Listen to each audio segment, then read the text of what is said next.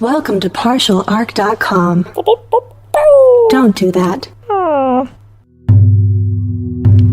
In the grim darkness of the far future, there is only war. And a lot of weird shit. Roll to seize!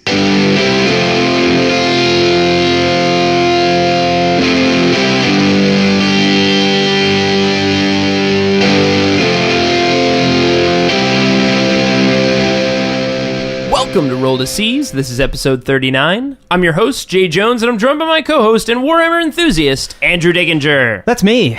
Andrew, this has been some crazy times lately. Yeah, I mean, just as far as news is concerned, I mean, you're just eating it up like a sponge. Eating it up like crazy. And I mean, some of it is not delicious. Some of it is filled with machine parts. Or gross pus-filled sores. Now, the food choices are not great, but the army releases are pretty incredible. Yeah, I mean, we've had just recently both Death Guard and Adeptus Mechanicus, and both are bringing some... September brought some heat. Some crazy stuff to the table. In fact, we had a game recently against Death Guard, and... Boy, oh boy. They are adorable. So I actually got to run my Harlequins against a friend of ours who's starting up a Death Guard army. And, man, they are impossible to dislodge. Okay, we'll just say this. We'll just give you the two tidbits. You can speak about Mortarion in this silliness. So he had a unit of 10 Death Guard Cataphracti Terminators. Which, surprise, surprise, they have 4-up invuls. Okay. Jay shot... his entire army, and we're talking 30 plus fusion pistols at this unit and a Hemlock Wraith Fighter, and only killed 5 guys with bad rolls on his opponent. Like, it was unbelievable. Like he was like, I got this should be fine. Because they're buffed up to T6, and then they're -1 to hit, and then they've got 4-up invuls, and then they've got 5-up disgustingly resilient and with 2 wounds a pop. Yeah.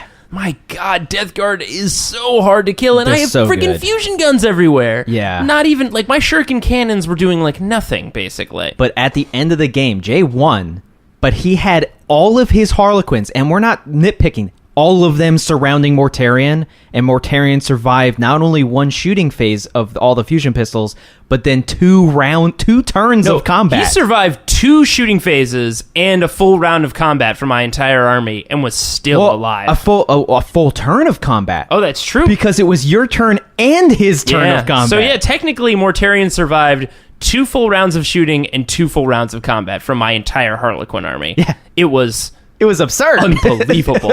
I was just like, what is happening here? I mean, truly cinematic, though. It was Harlequins fighting a Primarch, a demon Primarch. I mean, it was pretty rad to see, like, how powerful Death Guard can be. And, like, Blight drones, not even, like, the lawnmower ones, which I've heard are incredible. He was using the double flamer The double flamers, and, man, yeah, you want to kill... You want to kill space elves, you hit them with flamers. Very strong. Yeah, all in all, we can just say that after that game and after seeing what the Death Guard can do, like, it's a truly incredible codex. And in terms of Adeptus Mechanicus, I mean, from what I've seen, we've looked at a couple battle reports and things online. They seem great as well. I think, because as many of you know, of our listeners, I do play AdMech. It's been a while since I've been hard focusing on Tyranids, since they're basically a new army. But as far as the Forge Worlds are concerned, it's a tough one. Like, there are some real good gimmicks in a few of them, but it's real hard to not have Call and at least one detachment as Mars. And Mars has that Wrath of Mars stratagem. They have the Wrath of Mars. And if anyone doesn't know what the stratagem does, Andrew, if you can explain...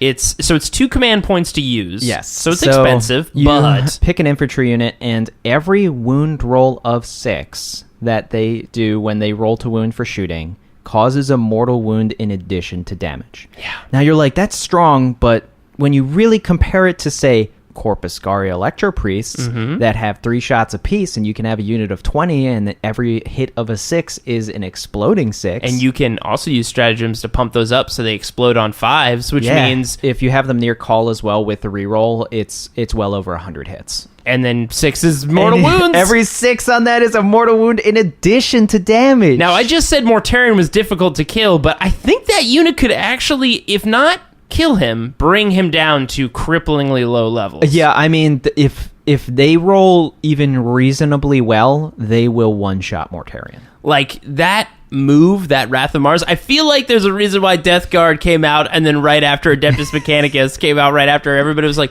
Death Guard's got, what Cataphracti 4 Binvolts? My God. Mortarion, oh my goodness, he's not. And then Adeptus Mechanicus was like, wait a second.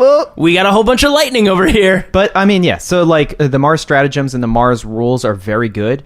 But, like, a lot of the other Forge Worlds have very good abilities. Yeah, they have some cool stuff. More often than not, the reason I like the different Forge Worlds is because they enhance different playstyles. Like, one specifically is very good for Skitarii infantry, like Vanguard and Rangers. Like, if those are the ones you like. And they are very popular. Like, they are probably the more popular infantry in that army. For sure. Because people like the guys with the cloaks and stuff. They look cool. They look cool. So, I mean, that you take that Forge World, which I think is like Cilia or whatever is the Forge World for them. And it also gave them some good solutions for one of the biggest problems AdMech's always had, which is movement. Like, I believe one of their Forge Worlds encourages you can advance and still shoot normal, or you can, like, rapid fire and shoot your assault weapons in close combat. Like, they've built into some of the different Forge Worlds, or even some of the stratagems, to help the army adapt to its biggest weakness, which has been movement. Like the one, like, being able to teleport a unit in 9 inches away. So I'm interested to see what they do.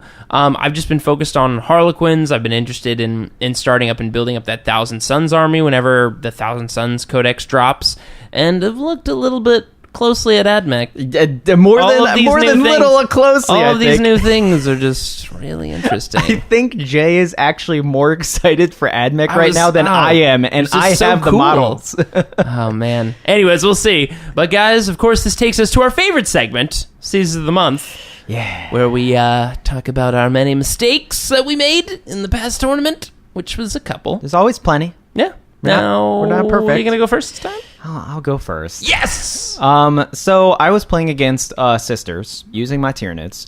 Now, granted, the list that I was using wasn't fully balanced. It was a lot of Biovores and then, like, nasty cult melee units. Actually using Acolytes, which people do not give enough credit for.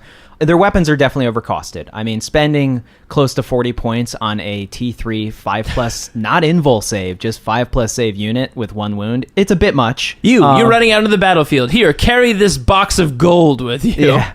So yeah, it's a bit high, bit steep, but they're still very good. Rock saws are destructive. Yeah. Like, wow, they're so powerful. And what do you, just to kind of recap for the audience, what does a rock saw do? What's its profile? So a rock saw is ×2 strength, and it's AP -4. Nice. And auto 2 damage. Now, where this is important is that an Acolyte is stock 2 attacks. It doesn't have the -1 to hit. Whoa, so it does good. not. So they're really agile rock saws. Yeah, so normally they're hitting on 3s, but then you put, in my opinion, which is one of the best overlooked characters in the Genestealer Codex, which is the Primus, because the Primus not only gives a stock reroll to your ambush, which means you don't have to spend command points on it, which is really good. Also, if you have more than 1 unit ambushing, then you can only ever spend 1 reroll from your command points on 1 ambush, but if you have him with multiple units, then you can do that type of thing. Yeah. But he also gives a +1 to hit in melee for any cult unit within 6 inches of him. Wow. So you stick that with a big blob of Acolytes with, in my case, 8 rock saws. They are 2+ to hit, and then because they have a cult icon, they're 2+ to hit rerolling 1s. Yeah, I feel like they're going to hit. Which means they basically don't miss. And then if you happen to put the psychic power on the Might from Beyond, because this is affected in the psychic phase and not the assault phase, it makes them strength 5 base, which means they are strength 10 rock saws. 10 rock saws. And now 3 attacks apiece instead of 2. Wow. Which means, like, I will be very clear. They have one-shot a Squigoth before Rending Claws even came into play. Just the rock saws. God. One-shot a Gargantuan Squigoth. They've one-shot Knights every time because Knights don't get a save. You basically throw them into any heavy unit, and they just take it out. And it just evaporates. Even Terminators, because it's a 2 damage weapon, which means that every unsaved 5+ save or 4+ save in Cataphracti instantly kills a Terminator. So it's just like, then on top of that, God. there's like 10 other guys with 3 rending claw attacks apiece, and then another attack from their knives because they get a bonus attack like a chainsaw. Shiv you right at the end. So anytime they've gone into something, unless I like multi-charge 4 separate units, I don't think I've ever had the unit survive beyond the rock saws. So it's like all the extra attacks are redundant. That tracks. I mean, that's what? 8 guys, 3 attacks, 24 rock saw attacks. That's probably all gonna hit. Hitting on 2s, rerolling 1s, and then wounding on 2s or 3s. And then wounding on 2s or 3s. My God, 2 damage apiece. Yes. -4 rend, which means nothing gets saves except for 2+. God. See, that's how you deal with Death Guard Terminators. Yeah, I mean, they're very powerful. They're just slightly too expensive. Right. Because they're paper. I mean, once they're done in combat, or if they get hit back, they just crumple. But it was that and a unit of Gene Stealers, and like I said, I was going against Sisters of Battle. And Sisters have a Forge World transport right now. Pretty good transport. It needs to get FAQ'd, because there needs to be some clarity around how it works. Yes, because currently with its open-topped mechanic, it is not open-topped. Yep, it specifically doesn't have that rule. Remember, everything is via datasheet now. So the datasheet for open-topped is per datasheet. And so their version of it allows them to fall back and still have the unit inside fire normally. Which is not the same for pretty much every other version of open-topped. Yes. So why he wasn't given that rule? This guy had 4 transports in his army, and they all had 5 melta-guns in each transport. And normally against an open-top transport, you get them in combat, and then even if they fall back, the guys inside don't shoot. They'd have to dump out to shoot. But in this case, they can and then still shoot 5 melta-guns, and it's just like, why? But my C's, since I've been delaying long enough. Yes, I was about to say. There was some considerably large line of sight block and cover in the center. We were using what I believe is search and destroy deployment, so it's the table corners and the 9-inch bubble in the center that you can't deploy. Right. And there is a very convenient small gap in the center of the board where like his parking lot essentially couldn't get through very easily. And then he would otherwise have to go around like almost 30 inches of cover to go around and flank around to my army. So what I should have done is clogged up that center with as much just chaff, just shit units as possible. Yeah. Boys, get out there. Just like make it so that he can't drive through the center and he can only go around. And then my indirect units like biovores and everything can just basically make him permanently over there. And plink at him from there. And just plink at him, because I would be able to hit his whole army. So what I should have done, like I said, is just clog the center with crap and then clog the side with spore mines and made it so he just could not get to me. And I just have the run of the mill, and instead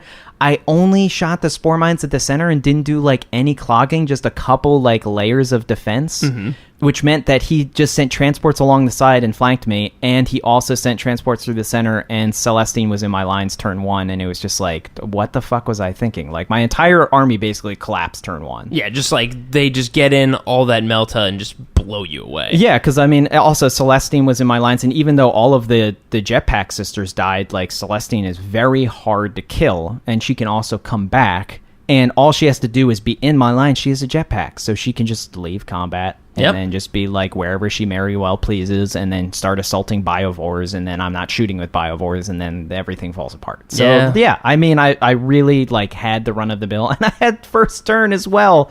I just fucked it up so bad, like it just fell apart so quickly, Jay.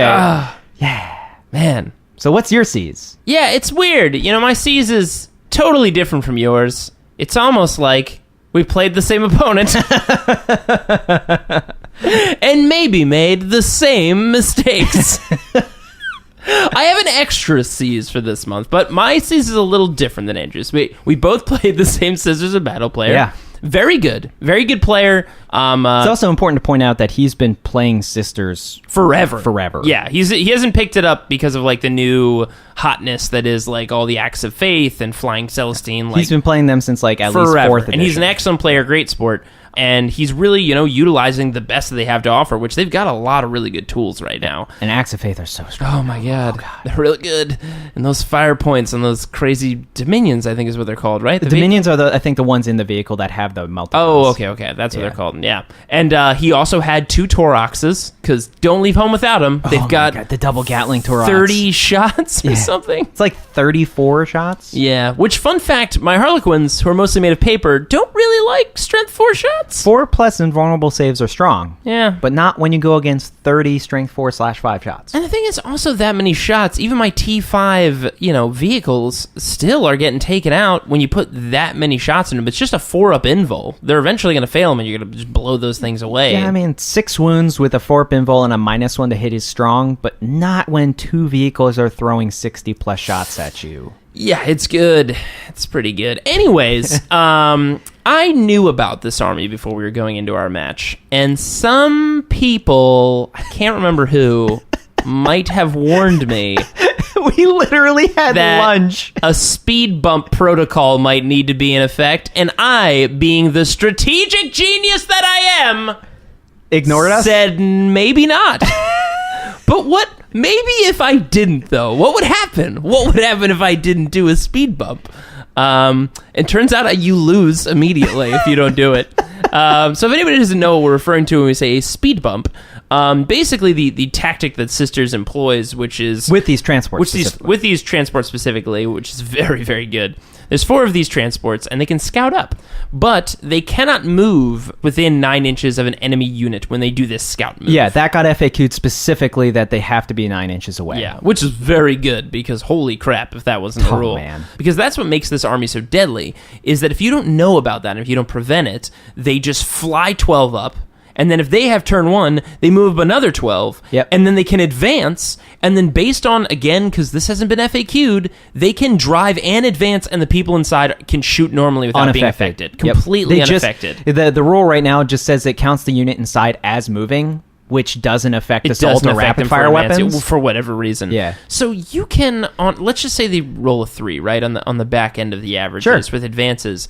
That means from where it starts, let's say it starts right on the front line, because that's always where Sisters want to be. Sure. They're going to move 12, then another 12, then another 3. Math says that's 27. 27 movement. Yeah. Right from where they're starting, and then they have a 12-inch shot with their melt-agains. So almost always, they have a 39-inch threat radius from where they start on their lines. Yeah, essentially, if you don't set up a speed bump, If you don't speed bump they get them, you wherever you are. They get you wherever you are. Yeah. So it is very, very powerful move. So you have to speed bump them. So you put somebody up way, way, way up in the front so you can capture most of them in this speed bump, quote unquote, so that when they fly up, they're stopped short, and then you can hold some of your army in the back so you can avoid this deadly, deadly melt-a-fire from turn 1. I was like, you know what? Let's not do that. And instead, I was gambling for turn 1, because he put all his stuff up on the front line, and it was one of those maps, I think, where like turn 1 with my speed and how close I could get, I could actually start popping some stuff turn 1, because it was one of the shorter ones, I think, where you have like the point. Anyways, I was able to get within range to be able to pop some of these guys turn 1, and I had the +1 because I finished my deployment You always first. have the +1 I always because you have have the +1. 7 total deployments, Jay. Yeah, total drops. And I was feeling really good. Feeling really good about getting it this game. I was like, this is going to be it. This is I'm going to flap. And if I pop those things, I can start laying waste to that army. Yeah, well, because once the Sisters, that's the thing, is the transport really makes the minions like powerful, is because it gives them that extra layer of defense, essentially. I mean, it's a 12 wound transport with a 3+ save. It's very resilient.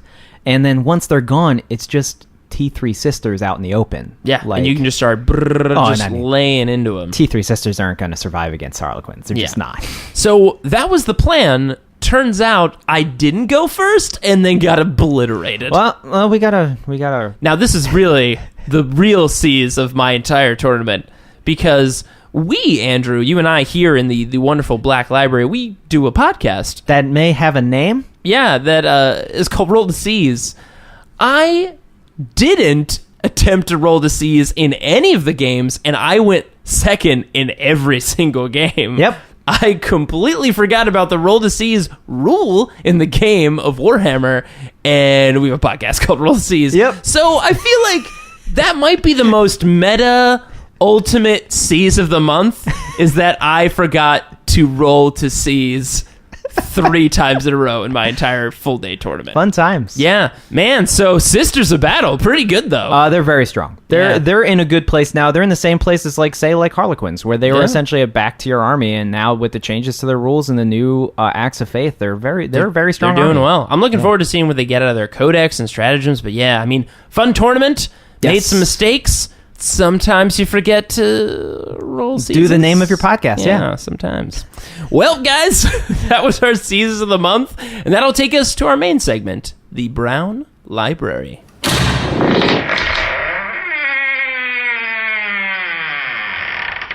Here we are, back in the Brown Library. I'm interested in hearing what tales we shall spin for this segment, Andrew. Yeah, so I mean, I forgot how comfortable these chairs are. They really are nice, Comfortable. right? I mean, they scream occasionally, but Yeah. I feel like that's okay. But I feel like if you break them in, like, you kind of break in the screamings, too, right? Oh, man, that's fucking weird. Yeah, real weird. That's real weird. I don't like the chair. But yeah, this month we're diving into, in relative theming with regards to chaos. We'll be diving into some more chaos. Is that why these chairs are screaming? I'm really excited about the chaos I mean, piece. there is chaos everywhere. This is just more controlled chaos, essentially. Right. True. So this month, we're going to do a theme focus. Our theme focus is one faction in Chaos Space Marines that I feel gets overlooked too much. Oh, really? They're my favorite faction. What a surprise. So the faction of Chaos Space Marines that we're going to be looking at is Iron Warriors. These dudes are all about that metal. They can't get enough of it. They're as metal as They're you can rocking to fucking metal. get. They're wearing metal. They are metal. Just metal all day. Now, I will keep in mind the list that we're going to post has variants, meaning like there are sections that you can take out or put in if you want. What? If you so desire. How dare we? How dare we adapt our list postings? So- I disagree. That's weird, man. Yeah. I think that chair is affecting you. Yeah, I know. It's making me angry. It's weird. So we're rocking 2 battalions with this list because it's good to have just a healthy number of command points in any army. And with the way things are right now with the codexes, absolutely. Especially with the points that, with the new Chaos Space Marine Codex and the things that it allows certain units to do. Now, normally, Iron Warriors is sort of Chaos Undivided. It's true. But we're going to break that a little bit. We're going to have a few marks in there. Whoa! Got to have some marks in there because there's some command point stratagems and there's some psychic powers that are very good for certain marks. And we're basically giving everything that's taking a mark the mark of Slaanesh. Whoa! And the reason why... That's some sexy metal. Sexy metal, man. It's fucking hair bands, dude. We're talking about 80s. Holy shit! We're going deep in. I'm all in now. 60s to 80s. We're going Guns N' Roses and like Woo! all that shit. So, I like yeah. it. Van Halen, a little Van Halen in there. Yeah, I mean, we all know Van Halen was, I believe, the Primarch of the Iron Warriors. He's both Primarch for the Iron Warriors and taking Fulgrim's spot as the Primarch for the Emperor's Children. Yeah, because for sure. Coke and rock and roll and metal. Yes.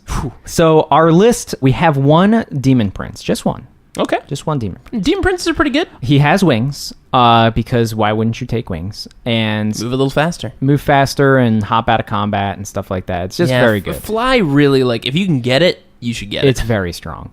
And we are giving him the 2 malefic talons because the pair of malefic talons, in my opinion, is the best melee weapon for Daemon Princes. And also because they're 8 wounds and their characters means they can't be targeted unless they're the closest unit. So is a Demon Prince for the Iron Warriors, does he look like a big robot? He is definitely robotic because we would be giving him the Iron Warriors specific relic, Oh. which is the flesh metal exoskeleton. Whoa. It gives them a 2+ save, and they heal 1 wound at the start of each turn. Ooh, some of those bionics in there fixing you up. Yeah, so he's already hard to target because he's an under 10 wound character, but then also he's the only one that really has a 2+ save that's a Daemon Prince, which is very good. Really good. Because 2+ save plus the invul, and then also he has the Mark of Slaanesh, which then he can throw the psychic power that gives him feel no pain on himself. Oh, that's good. And gets wounds back every turn. So very strong. He rocks so hard that he deflects bullets with his metal, quite literally. Oh yeah, man. And also doesn't feel pain. He's rocking like crazy. And it's because he has the 2 talons, he doesn't even have an instrument. It's an air guitar that actually makes music. Yeah, Yes. see, now that's real magic. That's real That is chaotic where magic. that is where the real magic You know, sits. that's how they pulled Van Halen into the warp, is because they were like, he was like, well, I mean, I got to set up all this equipment. It's like, no, in the warp, air guitar is real. guitar. And he was like, that's all I need to hear. The mind was blown and he instantly turned into a Wait Daemon a Prince. second, wait a second. With this new knowledge, hold on a second. Are Bill and Ted Heralds of Slaanesh? Because they constantly air guitar, and it makes music. No, they're beyond it, man. They are rivals to Slaanesh. Whoa, wait a second. Are they the reverse? The mirror universe of Slaanesh? Yeah. The pure rocking? Oh my goodness. The myth, the legends Of Bill and Ted have of just Bill and gone Ted. even beyond what I thought they could originally. But so Iron Warriors, they have a Legion trait called Siege Lords. And while Siege Lord is important, it's more important for the rest of the army and not this Demon Prince. And this is why. We also gave the Demon Prince the Demon Bolter, which is like, it's not bad. It's more just because it's a fun-to-have weapon. I don't know if you know what the Demon Bolter No, I don't. is. I assume it's a bolter that also just like yells at people as it shoots them. I mean, that's how I imagine it. It's just an angry bolter. I hate you, I hate you, I hate you. But the Demon Bolter, it's called... Or when it shoots you, your last thought is like something pretty mean. Yes, your pants were too tight. No. No, I'm so self-conscious about this. It's called a Warp Bolter, and it's just an Assault 2 24-inch range weapon that's Strength 4, AP -1, and Auto 2 damage. I mean, not bad. No. It's not a bad weapon, especially when you're hitting on 2s. Like, it's just a good thing to have, and once again, with wings, even if you're bouncing out of combat, it still gives you something to shoot. Yeah, I think it's important when you're like maximizing these like relics or weapon options. Like it's all kind of what you're putting it on, right? And putting it on a Demon Prince with that like the 2s and 2s across the board for hits and ballistic skill is like that's solid. You're really optimizing a weapon like that. Yeah, and of course, as an Iron Warriors specific Demon Prince, I was like, well, I mean, he has to have a gun because it's sure. Iron Warriors, so you got to give him that. And because, like I said, the Iron Warriors Siege Lords chapter tactics or Legion trait, sorry, not chapter. Yeah, hold on. Legion trait. Legion This trait. chair started to freak out when you said that. Their Legion trait is that whenever they fire at a unit, anyone that is Iron Warriors, you don't get the bonuses for cover. So they just deny cover in general. And then they also reroll failed wound rolls against buildings, which you don't encounter as much anymore. That second ability is really only good if people take fortifications. Andrew, do you like Iron Warriors because their greatest enemy is architecture?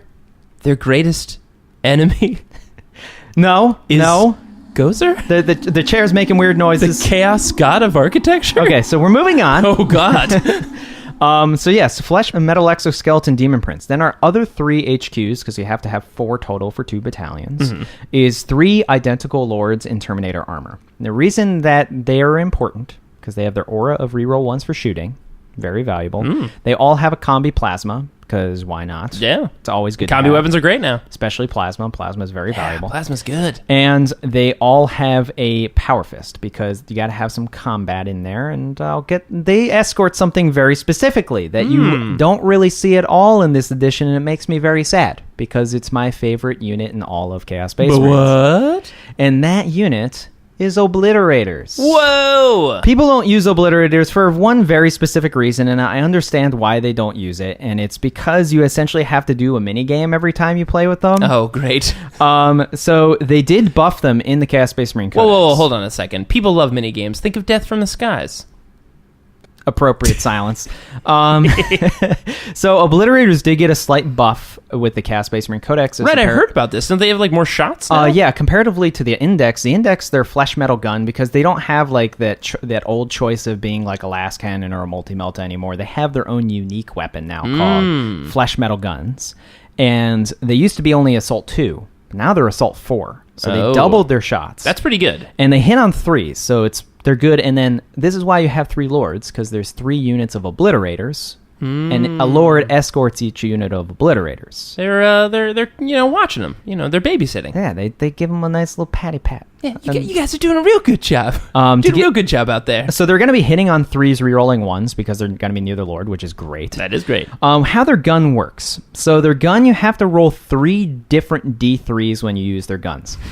Should just be 1 D3 and apply the effect to all the things. But that would be too easy. But that would be too easy, apparently. So you roll 1 D3 for the strength of the gun, and it's 6 plus D3, so it's essentially 7 to 9 strength, which is great. Yeah. Its AP is whatever the D3 result is. My goodness. So it's AP 1 to AP 3. Okay. Great. Still good. And then its damage is the D3 result as well, so it's damage 1 to damage 3. So you could have strength 9 -3 AP, 3 damage shots? With 12 shots per squad, hitting on 3s, rerolling 1s. Holy crap, that's crazy. They're actually pretty good, and let's remember... Wait, yes, they should just make it one single D3 for the entire unit. Because the better the D3 roll, the better the effect of the shot and is. also, that means you now have to shoot for each one individually instead of shooting the whole unit as... Oh, man. No, you do roll once for the squad. Oh, okay. The squad of 3, but because there's 3 units of them in this list, you have to roll 9 dice total. That makes a lot more sense. I thought you had to roll a D3 for each individual model. No, that would be have been absurd. Bonkers. That would be absurd.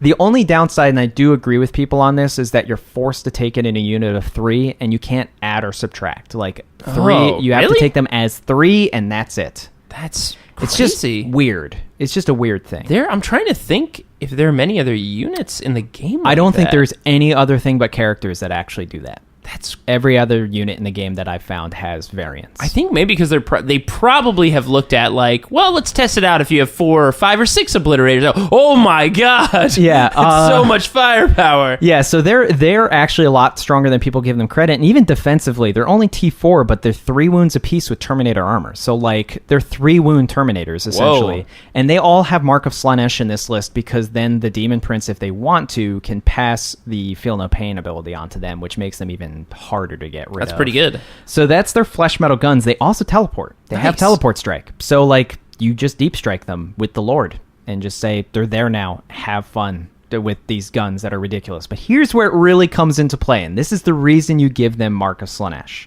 You give them Mark of Slaanesh because there's a stratagem called Endless Cacophony. Is this where they put all their rocking into one big showstopper? Well, it's not really one big showstopper, but they are specifically infantry, and this is why this is important.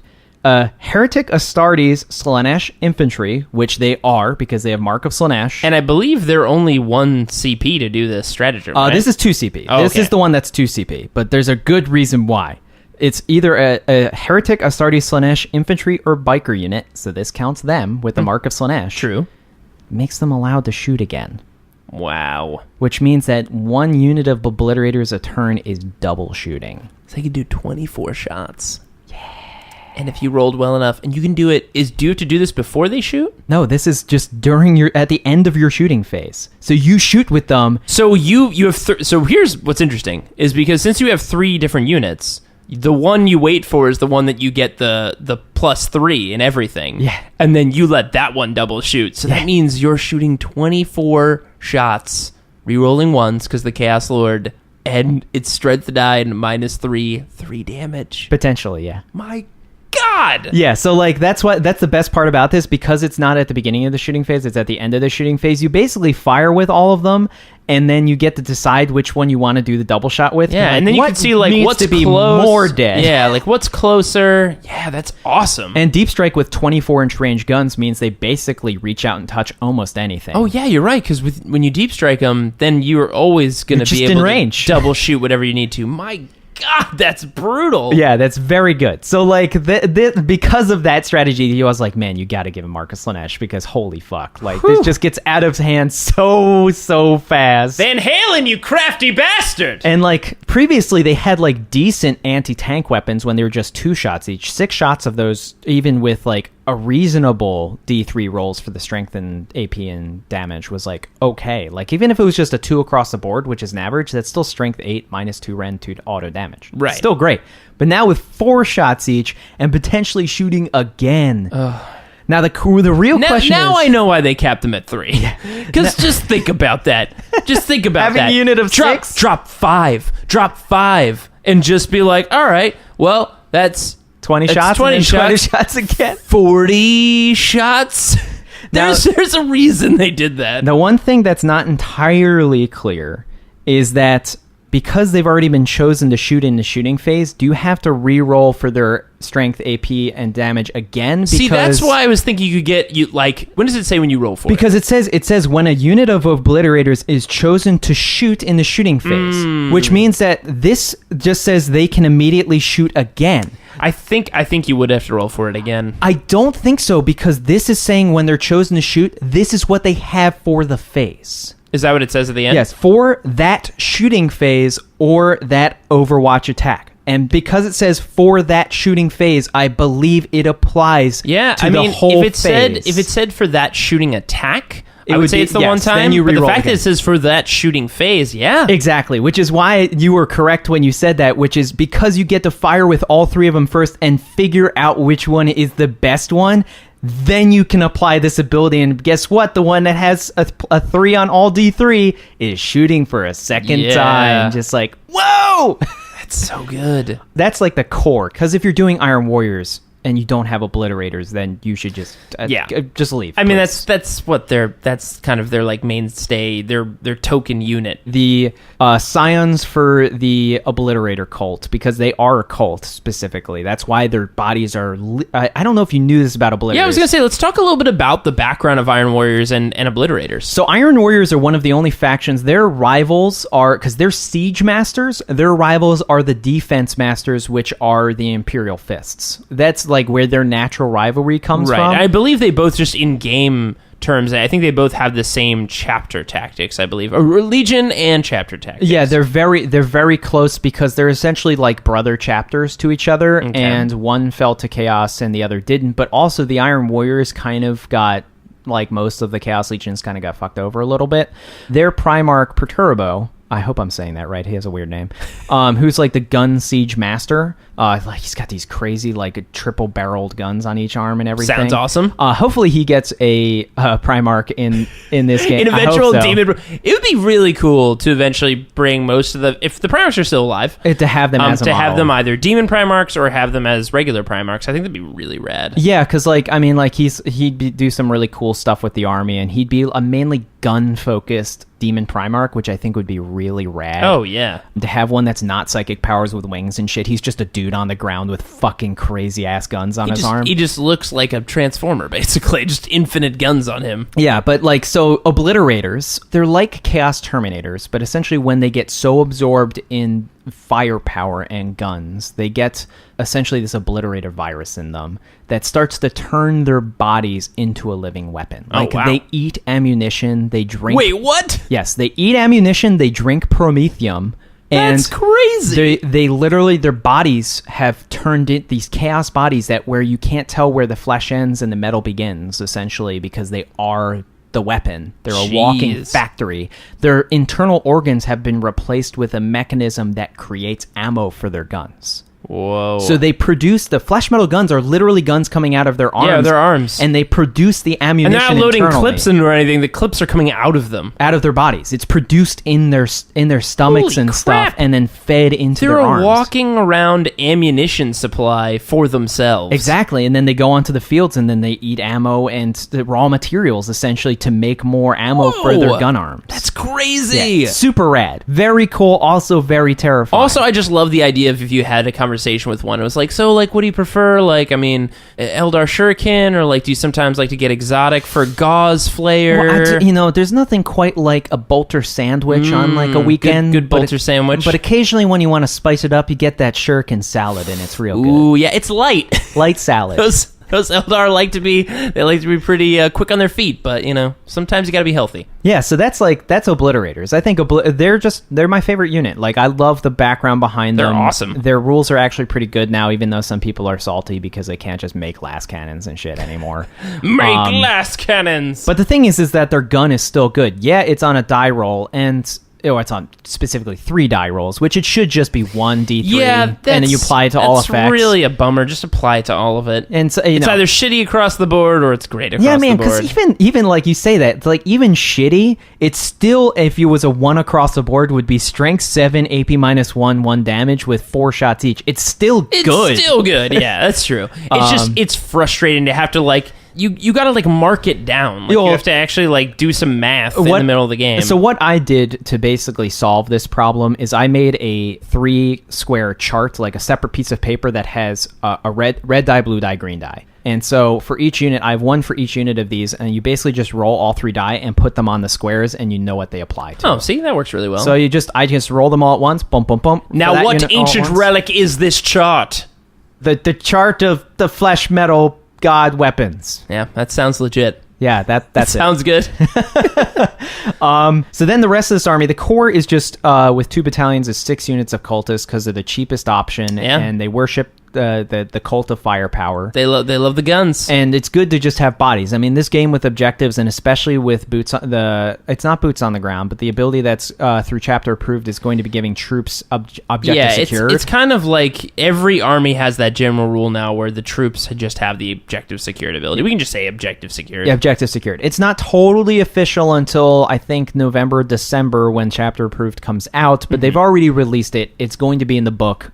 Troop units in armies are going to have OPSEC. Yeah. And the reason that this is because it's going to balance, because essentially you can build an army with anything now that you have detachments that are in HQ and all heavy and HQ and all fast. You can build anything, but this will make troops even better, especially since troops are, in most armies, are the real medium unit. They're not especially good at anything, but they're kind of good at a lot of things. That's true. So having 60 bodies of cultists is just there for objectives. Just put as many bodies on objectives as you can. Oh, yeah. And the meat of the army takes care of everything else. So this is where I was saying there's going to be variance in this list. Variance. Ooh. Because the Obliterators, even though some people may call them unreliable, they're still good anti-tank. Like, they can take out tanks. I mean, yeah, a minimum 7 strength. Yeah, it's pretty good. And the possibility of double shooting and the possibility of being multi-damage with their attacks. Yeah, like guaranteed 3 damage is so good. Like, that's the thing. And, like, people are like, oh, but it's not a guarantee. I was like, you have command point rerolls. If you really need that tank fucking dead and you're only rolling 1 on the D3, reroll it. And, hey, look, it's even a 2 is still great. Yeah, absolutely. Because you think about that, that's 24 shots that are auto 2 damage. That's very strong. Yeah. So they're, like, reasonable anti-tank.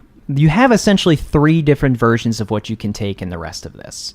You can either take 3 Forge Fiends, which if you don't know what Forge Fiends are, they are a demon engine. They look like big demon dogs. Kind of. They're more like centaurs, because they're 4-legged and then also have arms. I guess so. They're more like centaurs. Okay. So they have... Forge Fiends, if you don't know what they are, they're a demon engine. So they have multiple wounds. Forge Fiends are 12 wounds. You know what? I'm thinking of the Mauler Fiends. Nope. I'm thinking of... What am I thinking of? They look like they have like the... Mauler Fiends do have the 4 limbs. Oh, okay. So maybe I'm thinking of Mauler Fiends. Mauler Fiends are more like a dog because their front limbs are actually like claws. Yeah. Whereas the Forge Fiend is very much... It has like 4 almost like horse leg type of things and then it has gun arms. Yeah, you're right. So the Forge Fiends are 12 wounds. They're T7 with a 3+ save. They're demons, so they have a 5+ invul. Yeah. And then because they have the Infernal Regeneration, which all Chaos Space Marine demon engines have, they gain wounds back every turn. Real good. Pretty good. Unfortunately, their ballistic skill, which is they are a shooting unit, their ballistic skill is degrading, which is kind of sad because a Mauler Fiend, which is melee, it doesn't have a degrading weapon skill, so kind of lame. That is weird. But it's BS4 to begin with.